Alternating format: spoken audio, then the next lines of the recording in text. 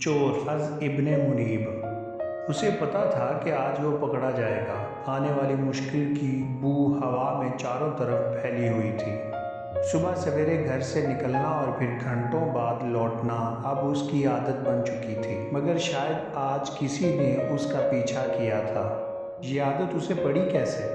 पहले पहल तो वो घर से निकलता और इर्द गिर्द बंगलों के बीच से होता हुआ बड़ी सड़क तक पहुंचता। फिर सड़क पार करके पुराने और खस्ता मकानों के दरमियान एक गली पर सीधा चलते चलते खुले बाजार तक पहुंच जाता, जहां की रौनक और गहमा गहमी उसे अच्छी लगती।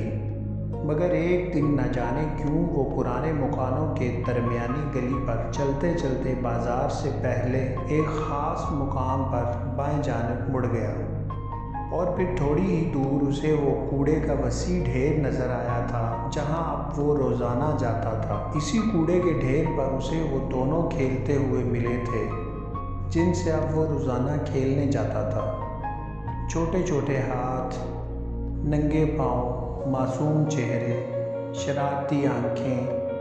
पहले दिन तो वो उन्हें दूर से ही देखता रहा। वो कभी अपने छोटे छोटे हाथों से कूड़े को कुरेदते और उसमें से मिलने वाली अशिया अपनी बड़ी बड़ी नीली बोरियों में डालते।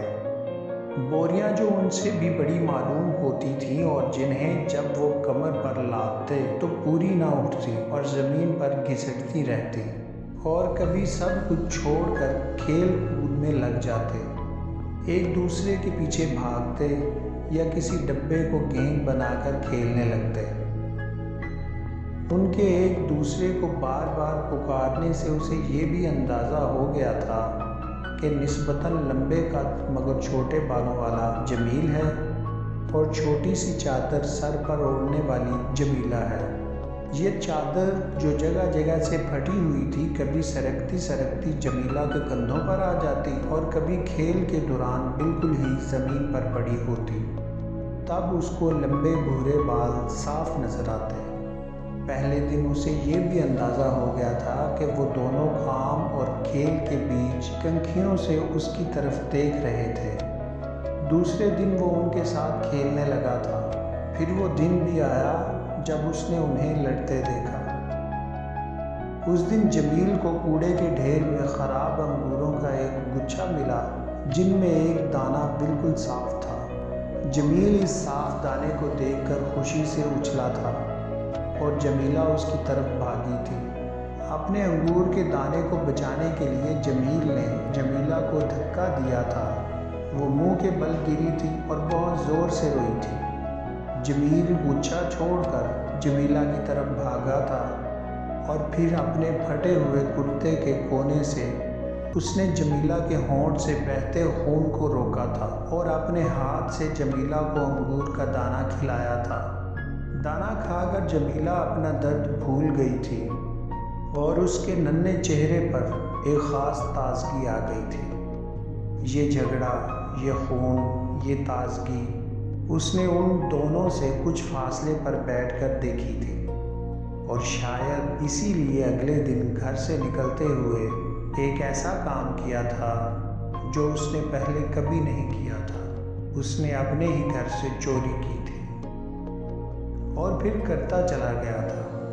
मेहमान खाने में छोटी मेज़ पर धरी फलों की टोकरी से अंगूरों का एक गुच्छा गायब करता और उन दोनों को ला देता। ताज़ा अंगूर खाकर वो बहुत खुश होते, दीवाना बाहर उछलते, दौड़ते और खेलते। हंसते हंसते उनके चेहरे सुर्ख हो जाते। उसने ऐसा सुर्ख रंग इससे पहले कुछ पौधों और पत्तों के बीच झूमते देखा था।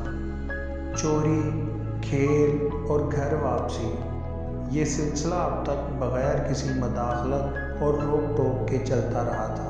मगर आज हवा में जा बजा बिखरा कुछ और ही पैगाम था, और उसकी सूंघने की हिस्स उसे खबरदार कर चुकी थी। घर पहुंचते ही बड़ी मालिकन उस पर बरस पड़ी। छोटे मालिक ने उसका पीछा किया था और घर आकर सब कुछ बता दिया था। टोनी ने पहले तो दुम हला हलाकर और हल्की आवाज़ में भौंक कर बड़ी मालकिन को खुश करने की कोशिश की, پھر نیم ندامت اور نیم خوف کے عالم میں گلے کے اندر ہی اندر کراتا ہوا ان کے سامنے فرش پر بیٹھ گیا، مگر بڑی مالکن کا غصہ کم نہ ہوا اور انہوں نے ڈانٹتے ڈانٹتے اسے پٹے سے پکڑ کر ایک زنجیر سے باندھ دیا۔ اس سے پہلے اسے بہت کم اس زنجیر سے باندھا گیا تھا۔ کئی دن تک اس نے اس مصیبت سے جان چھڑانے کی دیوانہ وار کوشش کی اور بھونک بھونک کر شور مچاتا رہا۔ جمیل اور جمیلہ انگوروں پر لڑ رہے ہوں گے، جمیلہ گر جائے گی، اس کے ہونٹ سے خون نکلے گا، درد ہوگا، وہ روئے گی، مگر کسی نے اس کی طرف توجہ نہ دی اور دھیرے دھیرے اس کا شور کم ہونے لگا۔ پھر وہ وقت بھی آیا جب وہ ان دونوں کو مکمل طور پر بھول گیا۔ اب وہ صرف گھر کے چھوٹے مالکوں کے ساتھ کھیلنے لگا تھا۔ اب باہر کوڑے کے ڈھیر پر پلتے، کھیلتے، لڑتے اور خراب انگوروں میں صاف دانے تلاش کرتے جمیل اور جمیلہ کا خیال اسے بالکل نہیں ستاتا تھا۔ اب وہ انسانوں کے طور طریقے سیکھ چکا تھا۔